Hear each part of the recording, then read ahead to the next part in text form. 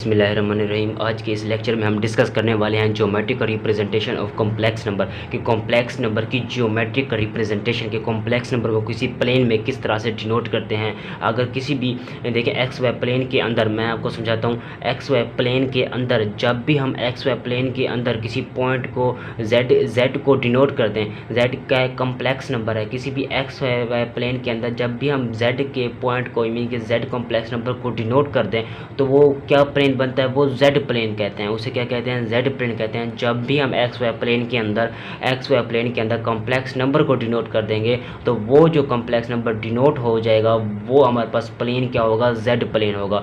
अब देखें, वही मैं आपको समझाने की कोशिश करता हूँ। आज के इस लेक्चर में हम geometric representation of complex number को डिस्कस करेंगे। इस लेक्चर 1 में हमने डिस्कस किया था कॉम्प्लेक्स नंबर, मैग्नीट्यूड, कांजी, और इसके साथ साथ फिर हमने लेक्चर नंबर 2 में डिस्कस किया था properties of complex number, lecture 3 में डिस्कस किया था और उसके कुछ क्वेश्चन थे।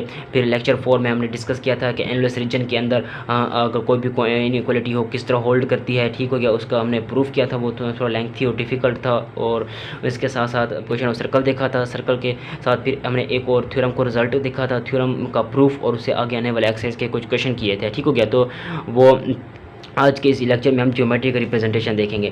देखें, ज्योमेट्रिक रिप्रेजेंटेशन की थ्योरी को समझते हैं। ये थ्योरी है तो थ्योरी को थ्योरी की तरह समझते हैं। देखें, complex number z is equal to x plus iota y में आपको पता है जो कॉम्प्लेक्स नंबर होता है वो किस में होता है, z is equal to x plus iota y की फॉर्म में होता है या a प्लस एटा b की फॉर्म में होता है। तो हमने ले लिया x plus iota y can be represented by the point p in x y plane. X y plane का आपको पता है ये कौन सा प्लेन है, ये y है, ये क्या है, x है। तो ये जब भी इस तरह में हो, यह y हो, यहाँ पर x हो, तो क्या होता है, एक्स वाई प्लेन होता है। अब यहाँ पर उसमें अगर कोई पॉइंट P हो, जैसा कि यहाँ पर कोई पॉइंट P है, उसमें कम्प्लेक्स नंबर को can be represented by point P in x y plane. X y plane के अंदर z is equal to x y को हमने फॉर एग्जांपल यहाँ पर डिनोट कर दिया है। तो वो हुज कोऑर्डिनेट, जिसके कोऑर्डिनेट क्या होंगे, एक्स वाई कोऑर्डिनेट होंगे। एक कोऑर्डिनेट x ही है, एक y है, एक्स वाई कोऑर्डिनेट होंगे as shown in figure A में दिखाया गया है।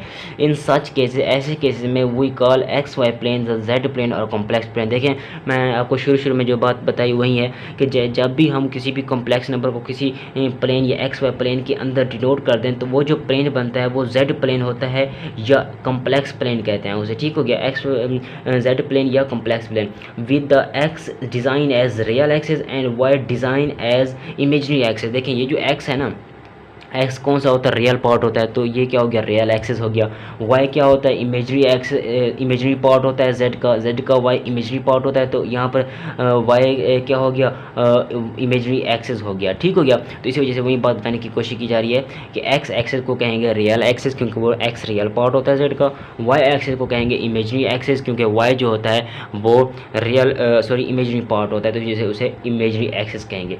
अब फॉर एग्जाम्पल अगर z डिनोट होता है यहाँ पर z अगर डिनोट होता है z is equal to x plus iota y, तो आपके पास ये इक्वेशन फिगर ए है, z प्लेन कहेंगे या कॉम्प्लेक्स प्लेन कहेंगे। अब ये एक और आपके पास एक प्लेन है कि जहाँ पर जीरो ओरिजिन का पॉइंट है और यहाँ पर एक वेक्टर से रिप्रेजेंट किया जा रहा है, कॉम्प्लेक्स नंबर को वेक्टर से रिप्रेजेंट किया जा रहा है, जीरो। और ये हम आगे चलकर पढ़ेंगे वेक्टर रिप्रेजेंटेशन में, फिर भी मैं पॉइंट ऑफ व्यू से बता देता हूँ। देखें, जीरो और p ये क्या है, किसी कॉम्प्लेक्स नंबर को हमने डिनोट कर दिया एक्स वाई प्लेन के अंदर, तो ये क्या हो गया, कॉम्प्लेक्स प्लेन हो गया या z प्लेन हो गया। तो ये p into x y coordinate के अंदर है।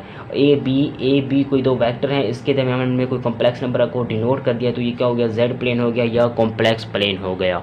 अब इसी तरह कुछ इसकी रिमेनिंग थ्योरी को स्टेप बाय स्टेप डिस्कस करते हैं, समझते हैं कि ये क्या कहने की कोशिश की जा रही है। देखें, इन एडिशन एक और बात हम यहाँ पर ऐड कर रहे हैं, द सेट ऑफ पॉइंट्स जो होते हैं, कौन से पॉइंट्स होते हैं जहाँ पर हमारा जो जेड प्लेन जेड को जहाँ जिस पॉइंट के ऊपर जेड को डिनोट करते हैं ना, वो जो सेट ऑफ पॉइंट्स होता है वो इन जेड प्लेन या कॉम्प्लेक्स प्लेन में हमें पॉजिटिव वाई वैल्यूज़, जहाँ पर ऊपर वाला जो एरिया होगा पॉजिटिव वाई वैल्यूज़ वाला, इमेजरी एक्सिस के ऊपर वाला जो एरिया होगा जहाँ पर पॉजिटिव वाई की वैल्यूज़ होंगी उसे क्या कहेंगे, अपर हाफ प्लेन कहेंगे। और डेट ऑफ, इसके opposite that of points having negative y value is called lower half plane.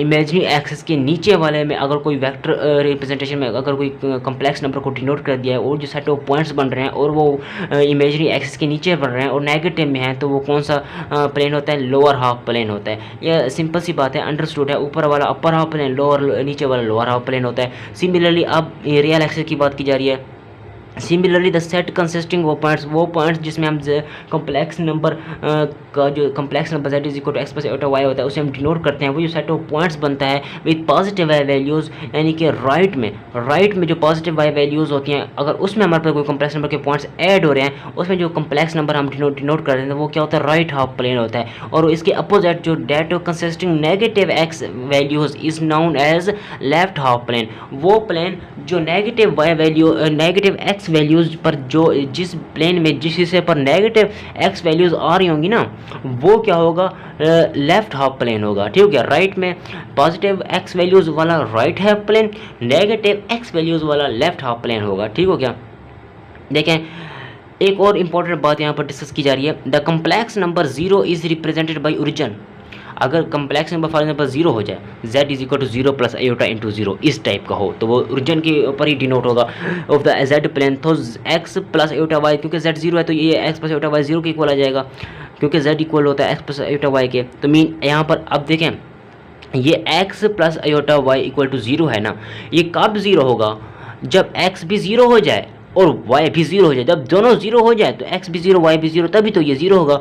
मतलब है अब ये देखिए x1 plus iota y1 is equal to x2 plus iota y2 हो, यानी कि एक सिंगल इक्वेशन है हमारे पास। ठीक हो जाए, x1 इस तरफ लिखूंगा तो क्या बनेगा, x1 minus x2 plus iota into y1 minus y2 का बनेगा इक्वल टू 0। अब ये एक सिंगल इक्वेशन है, ये क्या हो गई, एक सिंगल इक्वेशन हो गई। एक single equation two complex number compare करने पर एक सिंगल इक्वेशन आ रही है ना, एक सिंगल इक्वेशन आई है। आपने लेक्चर नंबर 1 में मैंने बताया था आपको कि ये जो कम्प्लेक्स नंबर है ना ये इक्वल तब हो सकते हैं जब x1 इक्वल हो जाए x2 के और y1 इक्वल हो जाए y2 के।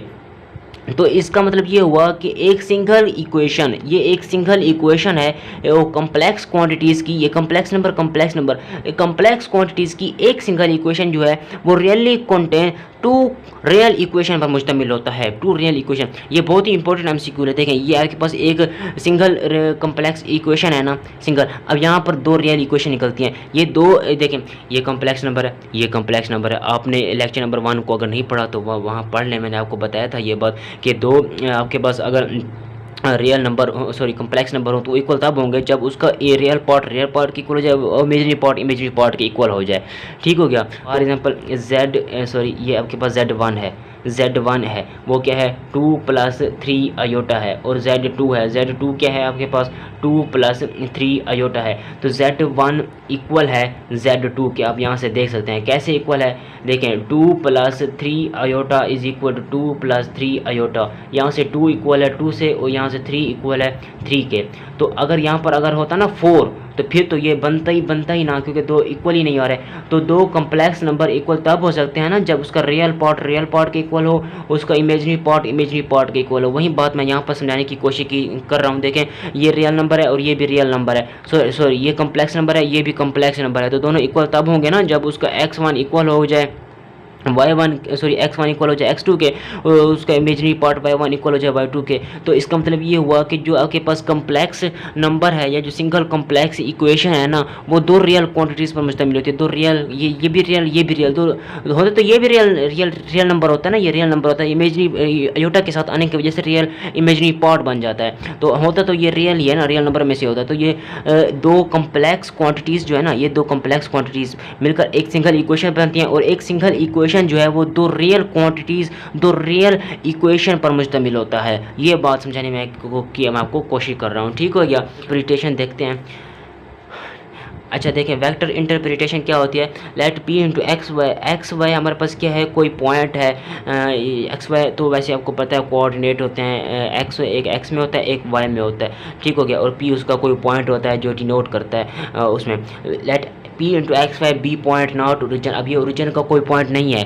ठीक हो गया। ओरिजिन के अलावा अगर किसी और जगह पर कोई पॉइंट बन रहा है p into x y plane के अंदर, ठीक हो गया, इन कम्प्लेक्स प्लेन या z प्लेन के अंदर, representing the complex number z is equal to x plus iota y as shown in figure. अब देखें फिगर बी में मैंने जो आपको बताया था, फिगर बी में हमने जो कम्प्लेक्स नंबर को डिनोट किया था वो हमारे पास किसी कोऑर्डिनेट में आया था ना p इंटू एक्स वाई में। ओरिजिन के अलावा कोई ना कोई पॉइंट था। फिर भी मैं आपको दिखाता हूँ। देखें ये देखें, ये आपके पास फिगर बी है, यहाँ पर समझें बात को। ये फिगर बी है आपके पास, ये y है और ये क्या है x है। तो यहाँ पर एक पॉइंट ये बन रहा है, देखें 0 ये 0 से p एक वेक्टर है, 0 से p क्या हो गया, एक वेक्टर हो गया। और यहाँ पर कौन सा हमने डिनोट किया हुआ है, z को डिनोट किया हुआ है, इसी वजह से कॉम्प्लेक्स प्लेन है या z प्लेन है। और a से b भी, यहाँ इसका इनिशियल पॉइंट ओरिजिन से स्टार्ट हो रहा है, इसका इनिशियल पॉइंट ओरिजिन से स्टार्ट नहीं हो रहा। ये a b एक और वेक्टर है, और जिसमें हमने एक कॉम्प्लेक्स नंबर z को या उसी कॉम्प्लेक्स नंबर z को डिनोट किया हुआ है। ठीक हो गया।